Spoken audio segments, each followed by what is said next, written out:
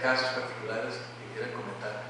Pero les voy a pedir encarecidamente que no hagamos comentarios, que hagamos preguntas y que dejemos que los panelistas sean los que respondan y hagan sus aportes.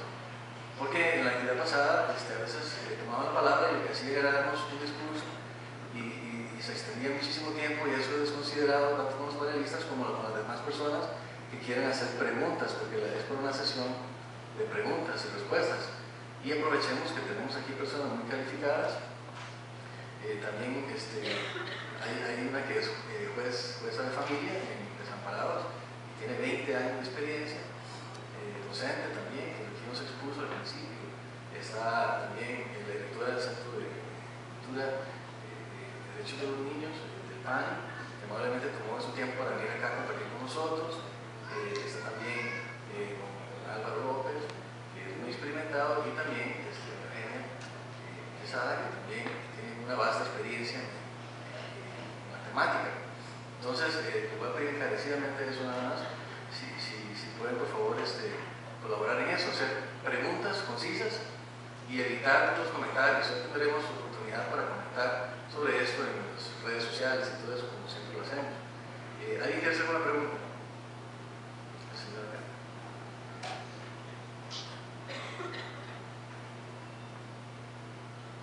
Sí. Primero que nada, muchísimas gracias a ustedes por este espacio valioso. Yo pues siempre tenía una consulta en algún momento, pues la salubridad en Facebook, y era ¿por qué en Costa Rica, bueno, ha costado tanto dar un paso y seguimos un modelo sobre las convenciones de la Convención Interamericana de las pensiones alimenticias, pero solamente tomamos de modelo las cosas que más le convienen de toda esta convención? Pues en algún momento lo más lógico es que si se opta todo un modelo de una convención interamericana, sería tomar todo el modelo, no partes que afecten más al padre. Muchas gracias. Genial. Si gusta, el micrófono se puede encender. Y así son las preguntas dirigidas también, por favor. Muchas gracias.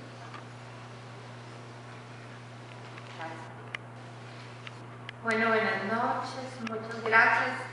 Sí, ciertamente yo recuerdo cuando me hiciste esa consulta y la posición de Fundiapo, y en lo personal, pues lamentamos mucho precisamente esa parcialidad que se da en la función de los instrumentos jurídicos internacionales que el gobierno de Costa Rica ha ratificado. No es solo con ese instrumento jurídico, sino con todos, prácticamente los que tienen alguna afinencia en esta temática. El problema tiene raíces muy profundas, tiene como base la conceptualización de ese machismo exacerbado que todavía tenemos, pero desde un punto de vista discriminatorio al hombre. Todavía nuestro sistema institucional y sobre todo judicial no ha podido terminar ese divorcio que tiene entre la realidad y la concepción que ellos tienen del hombre. Todavía se sigue considerando al varón como ese ser agresor, incapaz de crear a sus hijos, incapaz de tener una conducta cariñosa, afectiva hacia sus hijos, hacia su pareja, y lamentablemente no se han dado cuenta de todo el cambio que ustedes, todos los varones, han tenido. No han valorado ese cambio y sobre todo siguen discriminándolo. O sea, yo como profesional en todas las audiencias percibo todavía esa represión que tienen hacia el hombre.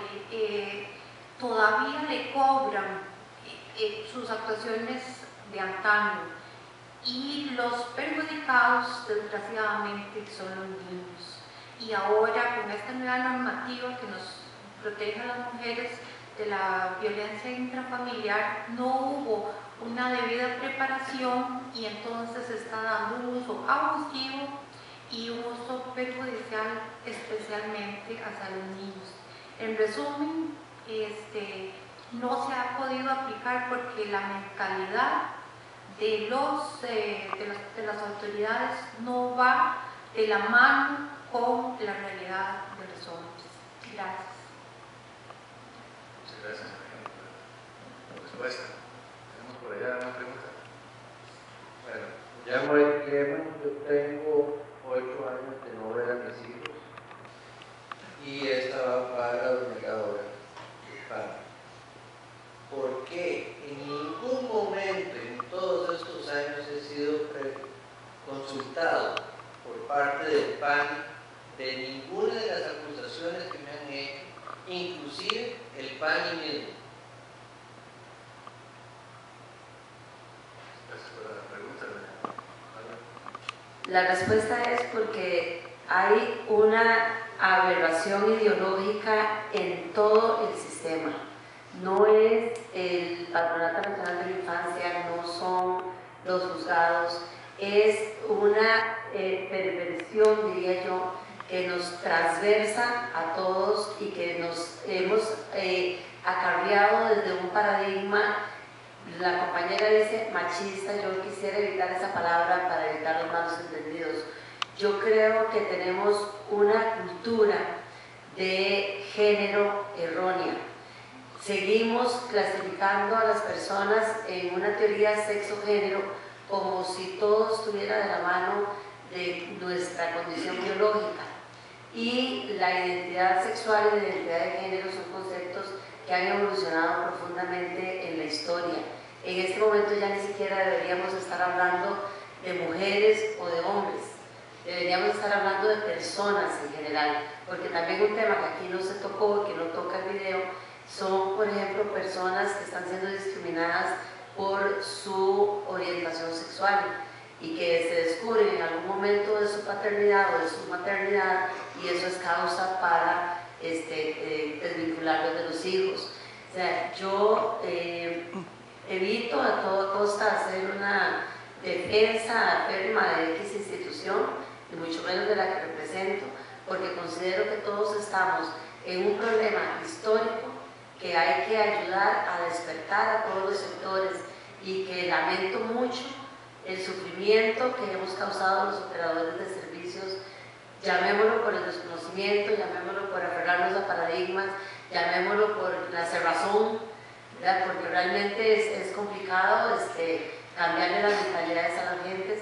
Y además, déjenme decirle que hace 20, 25 años, cuando empezaron estos cambios sociales y que se empezó a hablar de lo que estaba sucediendo en los hogares, lamentablemente la capacitación que recibieron los operadores de servicios fue una capacitación parcializada, fue una capacitación en la cual hoy estamos pagando las consecuencias. Hay un cambio social interesantísimo.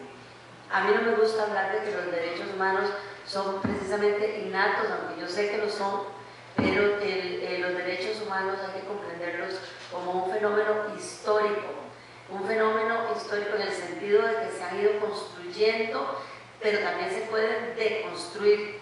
O sea, o peleamos por ellos o los vamos a perder, porque pueden venir operadores de servicios, de autoridades y políticos, etcétera, que toman eso como la verdad absoluta y que nos hunden cada vez más en situaciones como la que usted está viviendo. Sinceramente, no voy a disculpar la gestión institucional, solo le voy a decir que hay mucho por hacer y que estos espacios son los que ocupamos para que todo el mundo se sensibilice y entendamos cuál es la verdadera raíz del asunto. La otra cosa es que en más de una ocasión he ido a las oficinas de España a solicitar el expediente que tienen de mis hijos. Me ha sido negado completamente. Ni siquiera ninguna directora de la zona de Pau se ha dignado a hablar conmigo. Y segundo, también nos han metido en, no sé cómo les dirán, en charlas o algo así, con niños que han sido violados, golpeados y similares, en donde mis hijos, el único pecado que yo tengo con ellos es que los he amado desde el primer día que nacieron, o desde el primer día que yo los tuve. Nunca les he pegado ni les he gritado, y me han quitado el derecho de ser padre. Inclusive 4 veces he tenido que hacer los exámenes completos de nomenclatura forense para mis 2 hijos. ¿Por qué? Porque dicen que caduca. ¿Cómo va a caducar el comportamiento de una persona? Eso es algo que yo no entiendo y eso va para el Poder Judicial. Me quitaron también el derecho de ver a mis hijos aquí en la corte. Después de 4 años, ¿quién dice que no están alienados los niños?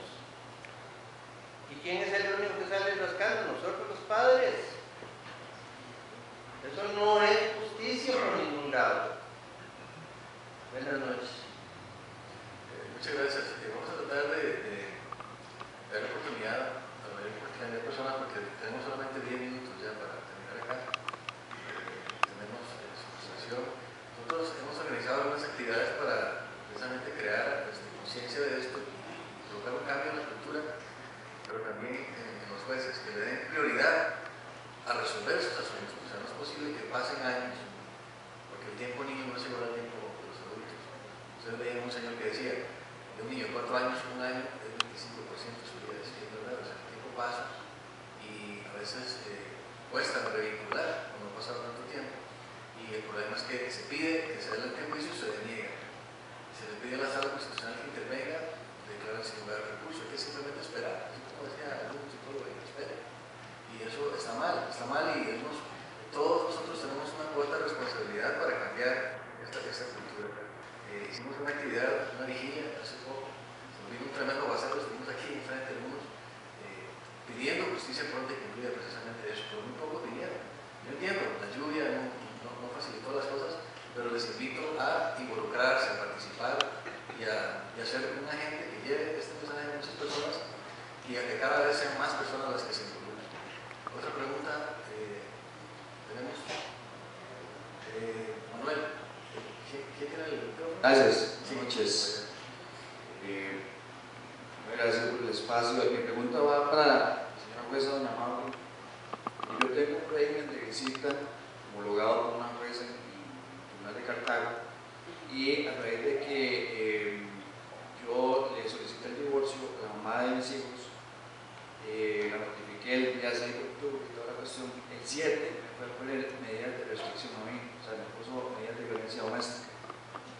Y pues igual se las otorgaron a favor de ella. Yo fui la semana siguiente porque el régimen estaba de fin de semana por medio. Me presenté con oficiales de fuerza pública, ¿verdad? Para salvaguardar la integridad de ella, como decían las medidas. Aún así ella no me lo dio, solamente se lo dieron a favor de ella, no a favor de los menores. Y ella no accedió a eso. Se levantó el acta y toda la cuestión. Se presentó el documento y ella solicitó que le extendieran las medidas también a favor de los menores. Y igual, la jueza lo que dijo fue que se sobreentendía que el núcleo familiar también correspondía a los menores, pero en el juzgado de familia no suspendieron ese régimen de visitas. Entonces hay como una contraposición en los dos juzgados, ¿verdad? Por un lado me van a acercar, pero por otro lado está todavía en pie el régimen de visitas. Entonces, ¿qué puedo hacer? Porque incluso este fin de semana, por rol, me tocaría verlos y tengo que verlos. Estoy imposibilitado porque tengo las medidas de restricción de alejamiento. Acá no puedo acercarme 500 metros. ¿Qué puedo hacer? Gracias por la pregunta. Muchas gracias también sí, por la pregunta. Lamentablemente, por disposición de la ley orgánica y el Código de Ética Judicial, yo no puedo dar asesoría a ninguna persona. No le puedo decir qué tiene que hacer en su caso concreto. Lo que sí puedo decirle es que esas son las tensiones que vivimos nosotros, digamos, con la judicatura todo el tiempo. Porque lo que hacemos nosotros en un proceso de integración familiar es cuestionado, ¿verdad?, en un proceso de solicitud de medidas de protección. Cuando yo trabajé hace muchos años como jueza de violencia doméstica en Cartago, el siglo pasado casi, ¿verdad?, no es que esté muy mayor, es que fue en el siglo pasado. Yo tenía una costumbre, porque eso no lo dice la ley, pero tenía una costumbre para garantizar el debido proceso y hacer más fácil mi trabajo. Consistía en que la entrevista que se hace inicialmente en la solicitud de medida de protección, como la realizan las personas técnicas judiciales, no es como dice ahí en el video, que son personas especialistas en materia de género. No, no es cierto. En el Poder Judicial esa actividad, de acuerdo al manual de descripción del puesto, le corresponde al personal técnico. Entonces, para facilitar el trabajo de ellos y el mío, y el derecho de defensa, yo lo que hacía era, en un primer hecho, que me narrara la historia de vida de la persona solicitante. En un segundo hecho, elementos de la historia de vida de la persona que supuestamente era acusada como persona agresora. En el tercer hecho, que me narrara cómo había sido la vida como pareja, ¿verdad? Cómo se conocieron, etc. Y en el cuarto hecho, cuál fue la situación que hizo que ese día y no otro se solicitaran medidas de protección. Eso me permitía tener mayor conocimiento de la situación. Y en el último hecho, que me dijeran cuáles son los procesos judiciales que estaban entrando. Sea pensiones alimentarias, violencia, penal, que fuera. Eso me daba un panorama mucho más amplio. Porque entonces yo, cuando dictaba medidas de protección, tenía el cuidado de no entorpecer lo que se estuviera ventilando en otro asunto. Si por alguna razón la persona omitía información, ¿verdad? Incluso puede ser que sin mala fe simplemente no había sido notificada, entonces no sabía que existen esos procesos. Cuando ya llegaba a mi conocimiento, entonces yo entraba a revisar las medidas de protección que había necesitado inicialmente. Porque también en la aplicación de la ley de violencia hay como una mecanización, está todo como automatizado, ¿verdad? Y no es así. La ley de violencia en el artículo 1, 5 y 17, que son el combo, ¿verdad? El combo fabuloso que tiene la ley, obliga a estar revisando las medidas de protección, incluso aunque no haya resolución final, con el objetivo específico de que las medidas realmente sirvan, ¿verdad? Para el abordaje del conflicto. Entonces, no es cierto así como que yo dicto una medida y ya no me puedo echar marcha atrás. Y más todavía si dicté la medida con información insuficiente, ¿verdad? Eso es muy importante porque yo no sé si alguna persona aquí conoce la ley de violencia doméstica que yo hice comentada. Ya como por la tercera parte dicen, ya ni me acuerdo. ¿Y cómo es posible que una ley así pequeñita se pueda extraer una ley así comentada que me tardé varios años haciendo? Precisamente haciendo una crítica en lo que es en la aplicación de la ley, porque una cosa es lo que dice la ley y otra cosa es lo que se hace realmente. La fortaleza de un proceso de medidas de protección es la revisión constante de las medidas. Es esa la fortaleza, está revisando que se cumplan, y si no se cumplen, ¿qué es lo que pasa? Y si son insuficientes, ¿qué es lo que pasa? Y si son excesivas, ¿qué es lo que pasa?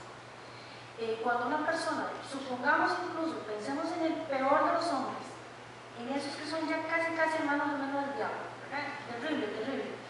Hasta esa persona tiene derecho a defensa, porque el derecho a defensa no es una cuestión que se merezca. O sea, yo no hago un concurso para ver quién se gana el derecho a defensa. El derecho a defensa lo tiene la persona por estar involucrada en un proceso, ¿verdad? En este caso, pues sabemos que son personas físicas, y también si fueran personas jurídicas, pues también tienen derecho a defensa. Entonces, cuando yo tengo la posibilidad de conocer más información del conflicto, puedo tomar mejores decisiones, porque le puedo asegurar que muchas veces en mi vida como juzgadora me he equivocado. Estoy totalmente segura que me he equivocado, pero sí estoy totalmente segura también que cuando he tenido que rectificar y me tengo que echar marcha atrás, lo hago, ¿verdad? Porque decidir sobre vidas ajenas es bastante complejo, ¿verdad? Estar detrás de un escritorio señalando a todo el mundo y diciéndole cómo tiene que ser papá y cómo tiene que ser mamá es muy complejo. En ese caso que usted me menciona, si el tema está siendo conocido por un juzgado de familia, que es el juzgado que conoce la parte de fondo, el derecho de fondo que está en juego, es ahí donde se discute. Y eso es algo que los juzgados de violencia doméstica tienen que comprender. No es una cuestión de jerarquía, no es que los juzgados de familia estamos por encima de los juzgados de violencia, no. Somos del mismo rango. Simplemente que por especialidad del fondo de la materia prevalece lo que dice el juzgado de familia. Yo sé que tal vez a un compañero o compañera que trabaja en un juez de violencia le parece que estoy diciendo como una blasfemia judicial, pero es que es la realidad. Nosotros vemos el conflicto de fondo. Los juzgados de violencia ven medidas de protección por un momento determinado. Y en el momento en que el juzgado de violencia doméstica tiene conocimiento de que el tema de fondo está siendo discutido en un juzgado de familia, ahí es cuando cesa su interpretación, ¿verdad? Y cuando tiene que decirse, no, Eso se ve en el juzgado de familia. Tanto así que el mismo Código de Niñez y la Adolescencia en el artículo 35 dice que el tema de suspensión de la integración familiar se ve en ese proceso, ¿verdad? Y si la autoridad judicial, por eso yo expuse los indultos que están en juego, que entran en un roce, si la autoridad judicial que conoce materia de violencia doméstica se percata que el tema está siendo conocido en un juzgado de familia, entonces hay indultos que se excluyen. Está el indulto pro vida familiar, indulto pro persona menor de edad y indulto pro persona agredida. Hay 3 indultos que hay que conjugar. Pues tenemos como que meter en una licuadora, hacer el botón y ver cómo tutelamos los 3 indultos de manera que la ley sea una realidad. Como dice ayer el documental, que si los jueces tenemos hijos o no los tenemos, que si tenemos alma o no tenemos, bueno, sí tenemos alma, claro que sí, pero tenemos una herramienta más importante que es el derecho. Y el conocimiento científico del derecho, ¿verdad?, da poder. El no conocer científicamente el derecho y simplemente administrarlo así por administrarlo genera situaciones muy adversas como la que mencionó ahora el señor, que lamentablemente tiene 8 años de no ver a sus hijos. Una cosa es saber de derecho y otra cosa es manosear. Muchas gracias, estimada, por su respuesta. Lamentablemente el tiempo se nos hizo ahí. Esta actividad, por cierto, casi nadie lo sabe, pero hay una declaratoria de interés público en un nivel del Ministerio de Justicia. Parece que es importante. La vamos a repetir el 9 de diciembre en la Asamblea Legislativa, pero esa sí requiere que haya presentaciones, mucho de su espacio. Pero en todo caso, hay signos positivos de que hay personas conscientes de esta problemática. No quisiera terminar sin darle la oportunidad a alguien de traer una pregunta a don Álvaro López, que es un activista en el tema de la alienación parental. Si hubiera una última pregunta y después vamos a tener el momento de cerrar, porque el auditorio, pues hay personal de seguridad que dice también. Si hubiera una persona que quiera hacer una pregunta a don Álvaro, por aquí enfrente,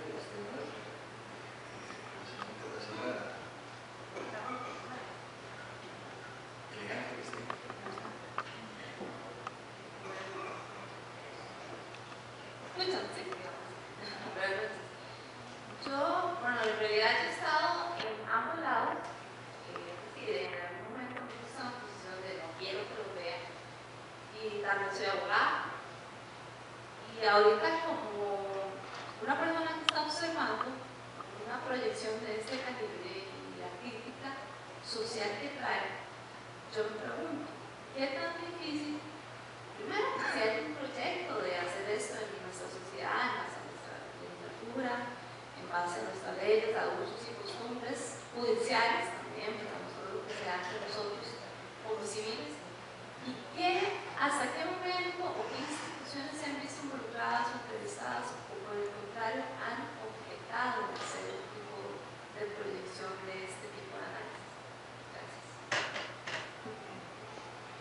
Bueno, buenas noches. Sí han existido proyectos por parte de algunas ONGs e inclusive por parte del Ministerio de Salud se ha trabajado en una nueva norma de violencia doméstica a nivel nacional, a nivel de salud, la cual lamentablemente ha recibido muchas resistencias por parte de algunos grupos un poquito fanáticos del género, digamos. También han existido proyectos de ley en distintas áreas que afectan a la convivencia familiar, como lo son el tema de pensiones alimentarias, como es el tema de la violencia parental, donde claramente está la violación parental, que es el tema que pudimos ver acá en el documental y que estamos comentando, y que lamentablemente también han encontrado las mismas resistencias de ciertas instituciones y de ciertos grupos, algunos gubernamentales, algunos ONGs que tocan el tema de género, al buen entender pocas palabras, y que lamentablemente también se han traído abajo algunos de esos proyectos o han logrado inclusive que se archiven por X o Y motivos, pues que tendría que tomarme horas de horas para comentarlos y discutirlos. Afortunadamente, cada vez hay más espacios como este, en el PANI, igual Ministerio de Salud, hoy lo tenemos aquí en el Poder Judicial judicial, que es un lujo, la verdad. Es un lujo que en otros países no se pueden dar. Nosotros en Costa Rica lo podemos hacer. Pero también existe algo que es evidentemente clave para lograr que se den cambios en la sociedad, y es justamente la presión social. La presión de las personas que vemos que una situación no está correcta, que vemos que quien tiene el poder para corregirlo no lo está haciendo bien. Y pues si todos juntos tomamos esa bandera, denunciamos la situación que está ocurriendo, los que tenemos oportunidad de tener contacto con medios de comunicación lo hacemos ver, pues obviamente poco a poco vamos a ir logrando ese cambio. Yo se lo digo porque yo soy activista de estas situaciones desde el 2009 y quizás ha sido en los últimos 2 años los que se han empezado a manejar esta situación en muchísimos ámbitos. El ámbito judicial, el ámbito de los médicos, inclusive lo he visto en el PANI también, que se han dado cambios muy positivos y que cada vez hay más gente con conciencia sobre la situación que están viviendo tantos niños y niñas que son privados de ver a papá y de ver a mamá, o de ver a mamá, perdón, y de ver a sus abuelitos, y de ver a sus tíos, a sus primos, a sus propios hermanos, justamente porque el manejo que se da de los instrumentos legales que existen en este momento no es el más correcto. Brian. Muchas gracias, Álvaro. Se nos ha acabado el tiempo. Quisiéramos seguir, pero lamentablemente este tiempo se nos fue. Les doy las gracias a título personal, gracias a todos los que han colaborado para que este evento fuera realidad. A nombre de la Asociación Igualdad de Derechos para los Hombres y todas las personas que trabajamos con mucho cariño para organizar la actividad. Muchas gracias y que tengan buenas noches.